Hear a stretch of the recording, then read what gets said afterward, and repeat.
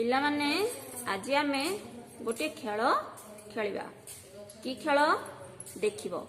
एडा होची देखो मु कोन नेची तीनटा काच ग्लास नेची। काच ग्लास रे कोन अछि पानी अछि। दीटा जगह रे रंग नेची लाल रंग आ सबुज रंग। तमे जे कोनसी रंग मध्य नै पारिबो। आ नेची चामच। देखो एडा होची साधा पानी। पानी रे कोनसी रंग नाही किंतु आमे जदी ए पानी रे किछि रंग पकेबा देखियो सेरा किंदी रंग रंगीन पानी हो जाउची। देखो मु ए लाल रंग को पानी रे पकेइली। पकई कोन करबा ताको भल्लो भाबरे गोळेबा। देखिलो जो साधा पानीटा थिला सेरा किपरि लाल रंग हेछि। एपरि काच ग्लास रे जदी करिवो तुमको भल्लो भाबरे देखा जिवो।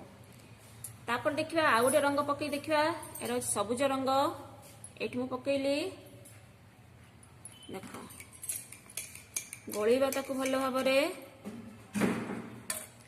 देखिला ना पानी टी बढ़िया सबुज रंग हे गेला।